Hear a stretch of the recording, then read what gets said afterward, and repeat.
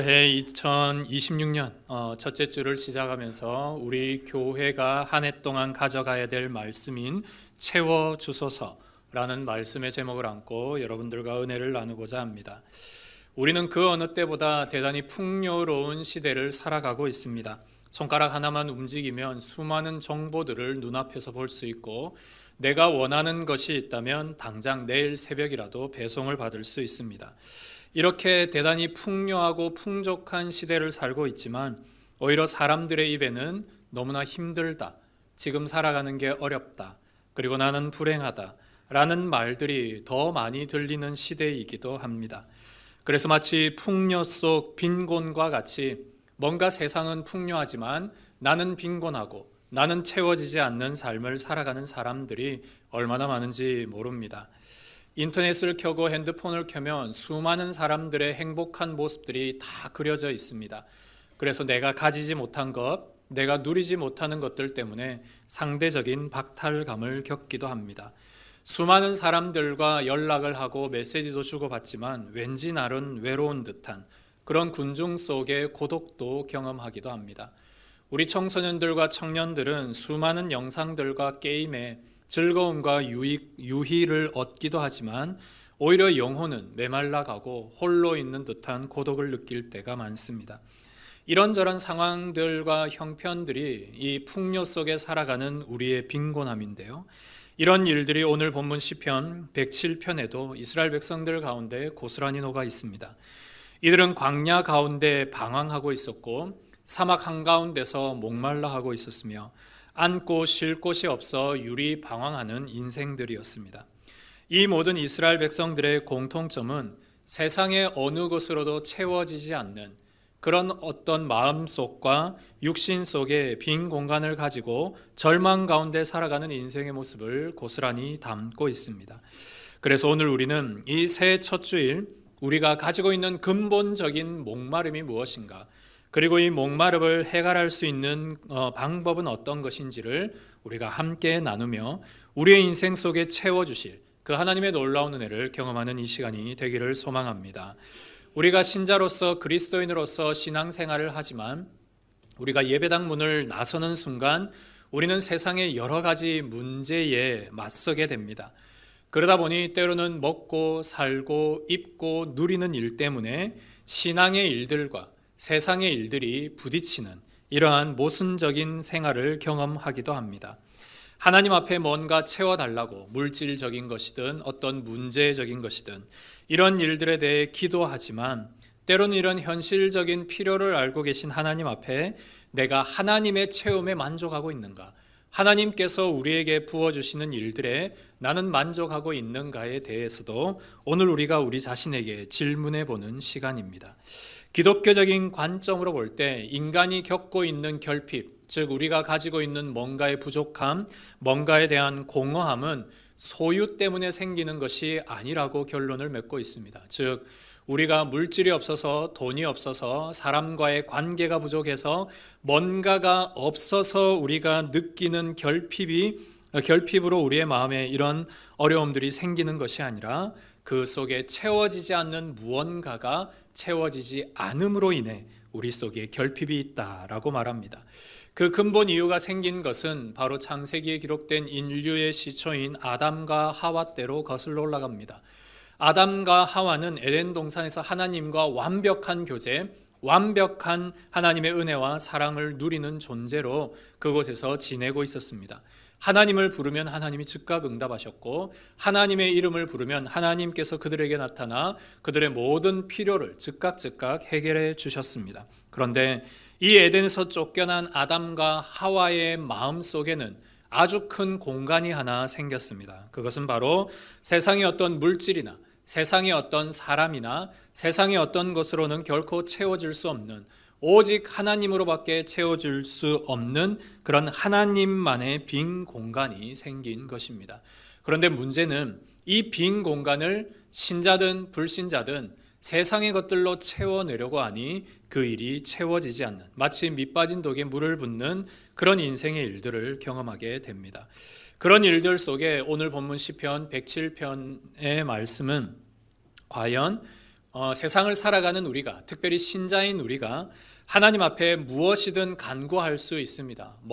우리의 인생에 부족한 것들을 채워달라고, 그것이 물질의 것이든 사람의 것이든 어떤 것이든 우리가 간구를 할 수 있는데, 그 간구 위에 계신 하나님 앞에서의 체험, 하나님께서 우리의 인생 속에 근본적으로 무엇을 채우기를 원하는가, 그 근본에 대한 것을 오늘 말씀을 통해 우리가 함께 깨닫기를 원합니다. 그래서 그 깨달음이 있은 뒤에 여기에 있는 이 세 가지의 간구의 기도 제목처럼 하나님 앞에 물질도 구할 수 있고 하나님 앞에 우리의 무언가의 채우심을 구할 수 있는데, 이 하나님 앞에서의 체험에 대한 것들이 선행되지 않고 우리 것만 하나님 앞에 가지고 가게 되면 그 일에 혼선이 생기기 때문입니다. 그래서 오늘은 이 시편 107편의 말씀을 통하여서 하나님은 과연 우리에게 무엇을 채우려고 하는가, 그리고 하나님께서 채우시는 방법과 원리는 무엇인가, 이것을 우리가 크게 세 가지로 기억해 보려고 합니다. 첫 번째, 하나님은 사모하는 영혼들을 기억하시고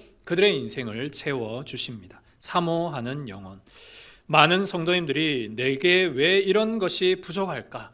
이 부족한 것을 보고 탄식할 때가 많습니다. 나는 왜 아름다운 목소리가 나와서 찬양대를 할 수 없을까? 나는 왜 건강하지 못해서 열심히 봉사하지 못할까?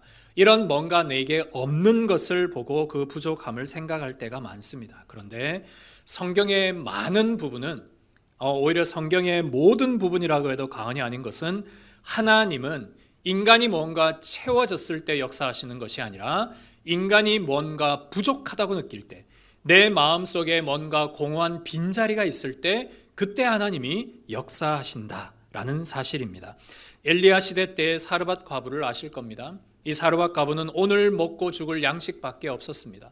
하지만 이 과부와 그의 아들을 하나님께서 엘리야를 보내어서 그 기름이 마르지 않고 먹을 것이 마르지 않도록 매일매일 일용할 양식이 그들에게 채워져 그들의 생명을 유지할 수 있도록 그들의 빈 그릇을 채워주신 하나님의 역사를 우리는 기억하고 있습니다. 엘리야 시대 때도 마찬가지입니다. 엘리야 시대를 살아갔던 많은 선지자 중에 한 명이 그만 일찍 죽게 되고 그 남아있는 아내와 자식들은 이제 어떻게 먹고 살아갈 방법이 없었습니다. 그때 하나님께서 엘리사를 그 가정에 보내어서 빈 병을 준비하게 하고 그 병에 기름이 채워지는 역사를 통해 그들이 그것을 팔아서 그 가정을 유지시켜 주신 하나님의 역사가 있습니다. 이처럼 하나님은 우리의 뭔가의 빈 공간, 빈 그릇, 빈 마음이 있을 때 그 결핍을 통해 하나님이 역사하시기 시작합니다. 우리는 생각할 때 결핍은 나에게 저주요, 나의 약점이요, 나의 치부라고 생각하지만 하나님이 보실 때 그 결핍은 하나님이 일하시는 장소요, 하나님이 역사하시고 기적을 베풀 수 있는 은혜의 공간임을 우리는 성경 말씀을 통해 발견할 수 있습니다. 그러므로 여러분들이 지금 내가 부족하다고 느끼는 것, 내가 모자라다고 느끼는 것, 내게 뭔가 체험을 받기를 원하는 그곳이 오히려 하나님이 일하실 수 있는 장임을 기억하고 여러분들의 그 빈 곳을 하나님의 거룩한 초대의 장으로 생각하시기를 주님의 은혜로 축복합니다. 요한복음 4장에 보면 사마리아 여인이 나타납니다. 그 수가성에 있는 사마리아 여인. 이 여인은 결핍의 사람 중에 많은 결핍을 경험했던 자입니다. 그는 이미 과거에 5명의 남편이 있었고 현재 있는 남편도 원래 자기의 진짜 남편이 아닙니다. 이처럼 그녀는 사랑에 목말라 했고 관계에 목말라 했고 사람에 목말라 했던 그런 여인이었습니다. 그런데 이 채워지지 않는 안정감에 예수님께서 찾아오셔서 그녀에게 이렇게 말합니다. 내가 주는 이 물을 마시는 자마다, 이 우물의 물을 마시는 자마다 다시 목마르느니와 내가 주는 물을 마시는 자는 영원히 목마르지 아니하리라. 이 우물에 나와서 이 여인은 그냥 내가 하루 먹을 물을 기르러 왔지만 이 여인의 기구하고 결핍인 인생 속에 그녀가 이 예수님이 말하는 말씀을 귀 기울여 듣게 되었고 마음에 받아들이게 되었고 이 예수님에 대해 궁금해하기 시작했고 영원한 생수의 강이 흐르는 이 예수님을 그의 인생 속에 받아들이게 된 것입니다. 그러므로 이 여인의 결핍이 오히려 예수님을 만날 수 있는 기회가 되었고 그 예수님의 목마르지 않는 영원한 생명수물을 마실 수 있는 은혜의 사람이 되었다라는 사실입니다. 이런 일들은 수많은 역사 속에 수많은 그리스도인들의 삶 속에 많이 등장합니다. 초대교회에 보면 어거스틴이라는 성자가 있습니다. 그런데 이 어거스틴이라는 사람이 성자가 되기까지의 그 사람의 삶은 너무나도 방탕했습니다. 이 어거스틴은 자기가 이 세상에서 가질 수 있는 모든 쾌락을 다 누렸던 사람입니다.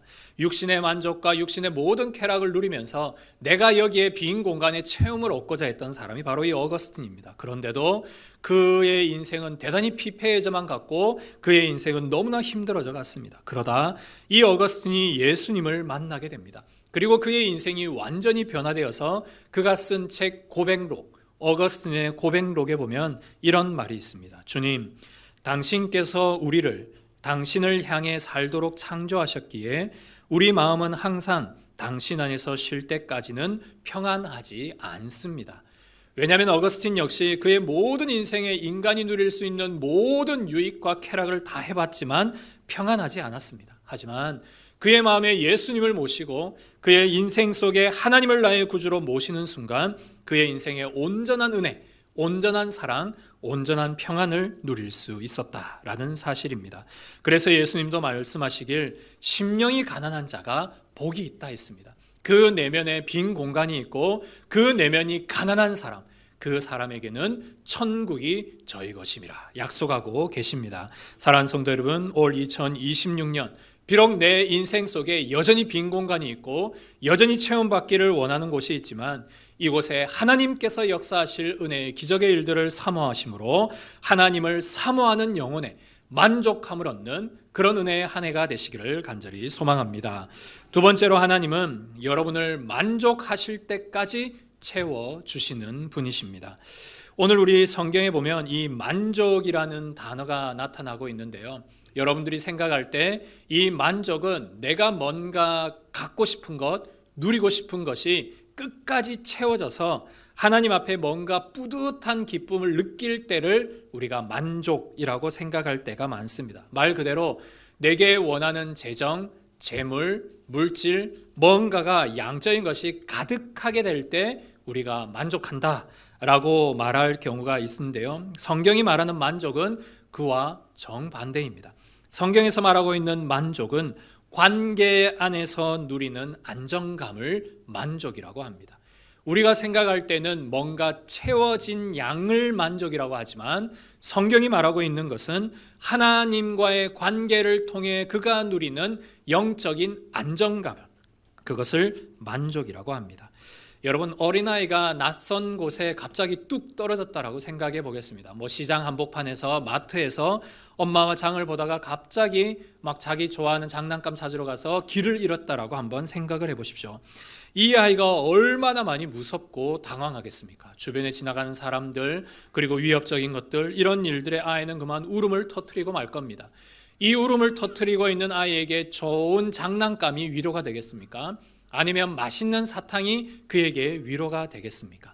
이 아이에게 줄 수 있는 오직 유일한 한 가지 위로는 바로 엄마의 손입니다. 엄마가 이 아이를 잡아주는 순간 이 아이는 그 전까지 두려움, 그 전까지의 공포, 무서움, 모든 것들이 사라지고 그냥 엄마 품에 안겨 엉엉 울면서 비로소 그때야 편안함을 누리게 됩니다. 이것이 바로 하나님께서 저와 여러분들에게 주고자 하는 만족함입니다. 우리는 이 세상을 살아갈 때 뭔가에 체험받지 못하는 것에 대해서 안타까워하고 부족해하고 뭔가 마음에 막 초조함들이 많지만 하나님이 결국 우리에게 채워주시고자 하는 것은 바로 이러한 영혼과 하나님과의 관계 안에서 누리는 안정감이다 라고 말씀하고 계십니다. 이 일을 가장 많이 겪은 신앙의 한 인물이 바로 다윗입니다. 다윗의 인생은 최악이었습니다. 그의 모든 하루하루의 삶은 생존의 위기 가운데 살아남아야 하는 그런 서바이벌과 같았습니다. 사울 왕에 쫓겨 그는 매일매일 죽음의 사선을 넘어야만 했고 그 젊은 나이에 그의 모든 인생은 광야에서 사막에서 아무도 없는 그런 산속에서 허비해야만 했습니다. 늘 먹지 못해 굶주렸고 늘 모든 일들에 피곤하고 핍절해 있었던 상황이 바로 이 다윗의 인생입니다. 그런데 여러분, 그 다윗이 뭐라고 고백하냐면 여호와께서 나의 목자가 되시니 내게는 결코 부족함이 없습니다라고 고백을 합니다. 하나님께서 나의 목자가 되심으로 내 인생이 부족함이 없습니다. 여러분, 어떻게 다윗의 인생에 부족함이 없습니까? 먹지 못하고 자지 못하고 입지 못하고 생명의 위협을 받는 그에게 왜 부족함이 없습니까? 그런데 다윗은 이 하나님이 계심으로 내게는 부족함이 없다 고백합니다. 그리고 시편 63편에는 물이 없어 마르고 황폐한 땅에서 내 영혼이 주를 갈망합니다 라고 주님을 향한 그 갈망을 고백하고 있습니다. 그리고 비로소 그는 고백하기를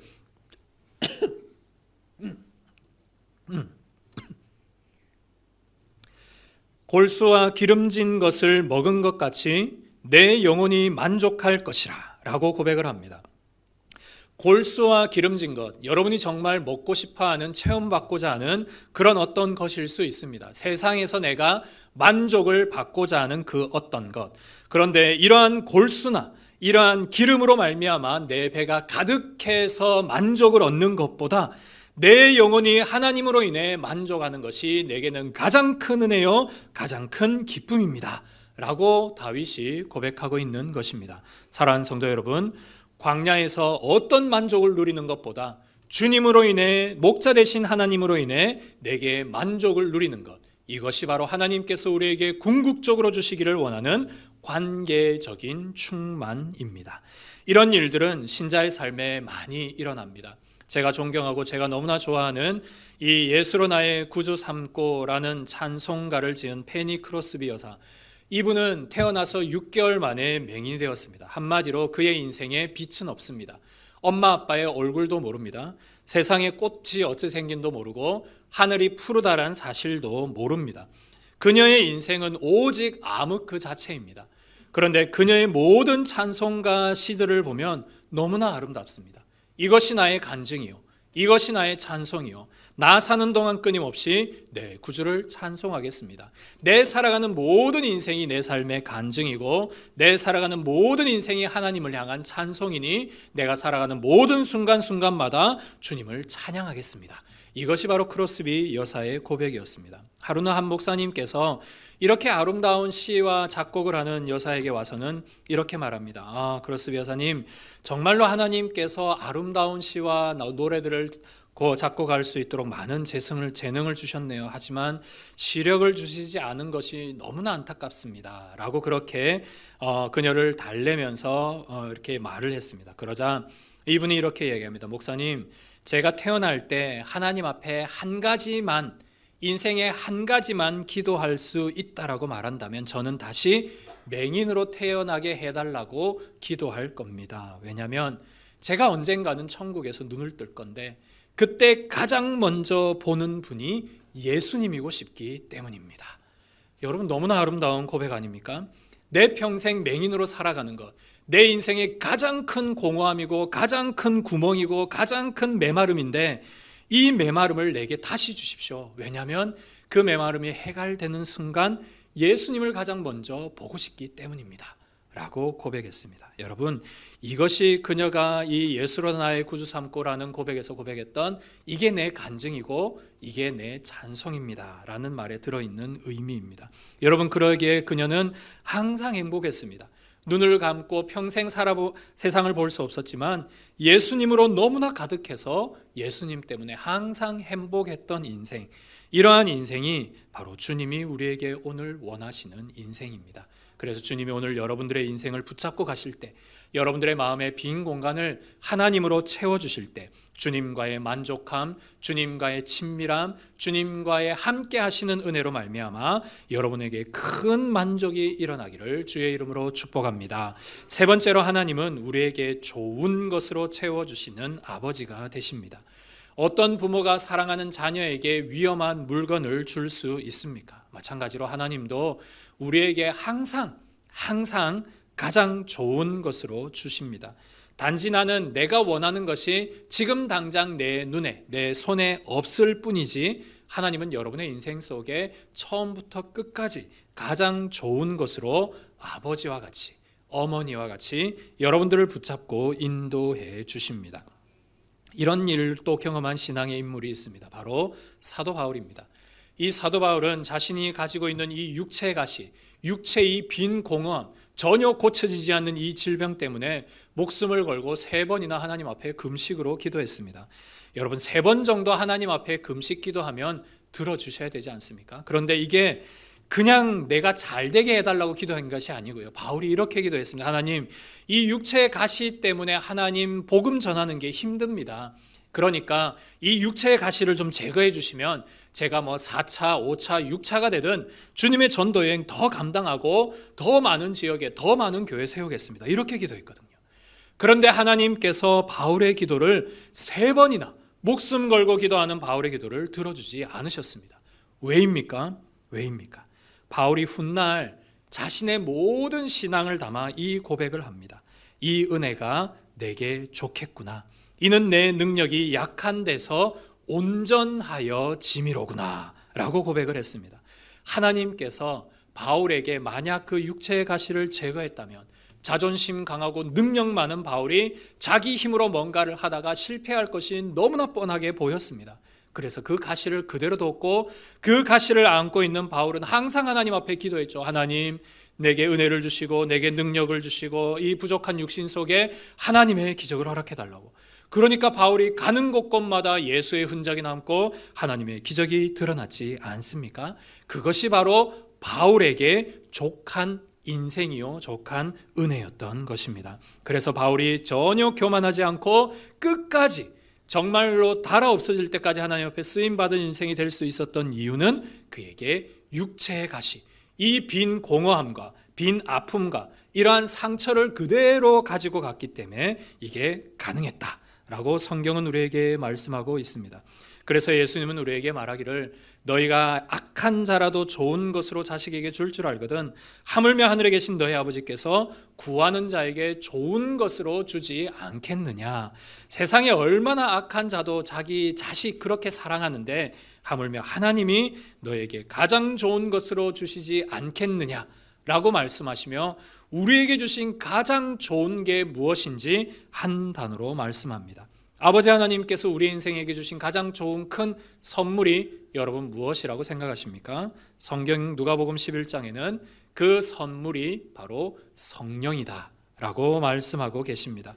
때로는 우리가 인식하지 못하고 때로는 우리가 이 성령께서 내 안에 가장 큰 선물이라는 것을 자각하지는 못하지만 여러분들이 훗날 바울처럼요, 내가 훗날 인생의 모든 일들을 돌아보니까 이 모든 게 주님의 은혜였습니다 라고 고백하는 그때에 주께서 내게 성령 주셨음을 하나님 감사합니다. 내 인생의 성령이 아니었으면 내가 어떻게 지금까지 올 수 있었겠습니까? 내 인생의 모든 일들이 주님 아니었으면 아무것도 아닙니다 라고 고백하는 그 순간이 있을 것입니다. 사랑하는 성도 여러분, 예수 그리스도께서 여러분 안에 계시고 그분의 영이 여러분 가운데 계셔서 우리가 구원을 받고 천국을 영생의 선물로 받으면 하나님 앞에 영생으로 주님과 함께 살 수 있는 은혜가 주어졌음을 믿음으로 받아들이시기를 소망합니다. 하나님께서 이 좋은 것을 여러분들에게 이미 허락해 주셨다라는 사실을 기억하시기 바랍니다. 오늘 이처럼 시편 107편의 말씀은 하나님께서 주님을 사모하는 영혼에게 그 관계의 친밀함을 통해 만족할 때까지 그 영혼을 채워주시고 좋은 것을 주셔서 인도해 가시는 하나님이심을 우리가 이 말씀을 통해 배웠습니다. 그렇다면 이제 중요한 것은 이 말씀대로 살아가는 인생에게, 이 말씀대로 살아가는 신자에게 나타나는 뚜렷한 증거 한 가지를 여러분들이 기억하시고 오늘 이 말씀을 꼭 적용하시기를 바랍니다. 하나님을 사모하는 자, 하나님과 함께하기를 원하는 자, 하나님이 아버지가 되셔서 내 인생에 가장 좋은 것을 주시는 분이심을 아는 자는 현실을 바라보는 눈이 달라집니다. 세상을 살아갈 때 내게 부딪히는 현실적인 문제를 해석하는 능력이 달라지기 시작합니다. 창세기에 보면 요셉이라는 인물이 나옵니다. 그의 인생은 너무나 파란만장합니다. 그는 어머니를 일찍 여였고 그렇게 인생 속에 어머니 없는 인생을 살아가다 형들 때문에 구덩이에 빠져 죽게 되었고 그렇게 노예로 팔려가고 누명을 쓰고 감옥에까지 가서 죽을 인생이었습니다. 그런데 그의 모든 인생 속에 가득했던 것은 그가 구덩이에 빠져도 하나님이 함께 하셨고 그가 감옥에 가서도 하나님이 함께 하셨기에 그의 인생을 바라보는 눈이 완전히 변화되어 있었음을 보게 됩니다. 결국 그가 나중에 총리가 되었을 때 그의 형들과 아버지가 그 앞에 무릎 꿇고 있을 때 그가 형들을 향해 이렇게 말합니다. 형들이여, 놀라지 마십시오. 하나님이 생명을 구원하시려고 나를 앞서 보내신 것입니다. 나를 총리로 세우셔서 우리 형들 심판하려고 나를 보내신 게 아니고 나를 통해서 우리 가족 살리고 이스라엘 백성 살리고 하나님께서 이 땅에 있는 생명들을 구원하시려고, 심지어는 나도 살려주시려고 하나님께서 나를 형들보다 앞서 이 애굽에 보내주신 것뿐입니다 라고 그렇게 해석을 합니다. 여러분, 인생을 해석하는 눈이 완전히 달라졌음을 보게 됩니다. 이러한 일들은 하박국 선지자도 마찬가지입니다. 하박국 선지자, 이제 바벨론이 쳐들어오면 우리나라는 멸망하고 이 땅은 황폐해지고 모든 사람은 살육을 당하고 모두 포로로 끌려갈 이 상황 가운데 그는 이렇게 고백합니다. 외양간에 소가 없고 밭에 식물이 없고 우리의 양이 없어도 난 여호와로 말미암아 즐거워하겠습니다. 난 아무것도 없어도 하나님으로 말미암아 즐거워하며 춤추겠습니다 라고 고백했던 것이 하박국입니다.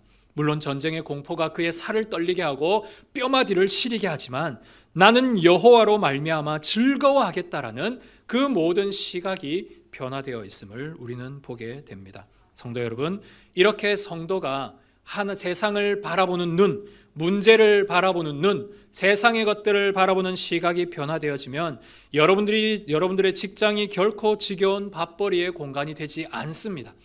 내가 오늘도 출근해야 되나? 오늘도 내가 일해야 되나? 이것이 아니라 하나님께서 나를 그곳에 보내신 사명을 깨닫게 되고 하나님께서 내게 그곳에 일하실 것을 기대하게 됩니다. 그래서 하나님, 내가 출근한 그곳에서 하나님께서 빈 그물을 내리셔서 주님의 많은 물고기들을 잡으십시오 라고 주님 앞에 우리의 인생을 드려낼 수 있고 기도하게 되는 것입니다. 이처럼 내가 있는 삶의 공간과 현상과 문제는 동일하지만 여러분들의 삶의 태도가 완전히 변화되게 됩니다. 몸은 늘 약해지고 나이는 계속 들어가고 내 몸은 육신은 계속 힘들어가고 어려워가고 있지만 겉사람은 낡아지나 속사람은 날로 새로워진다라는 고백을 안고 하나님 앞에 영적으로 쇄신하여서 주님 앞에 기도로, 말씀으로, 은혜로, 또한 우리의 인생의 후배들을 하나님의 말씀에 대한 권면으로 세워주는 그런 멋있는 그런 신앙의 어른들이 될 수 있습니다.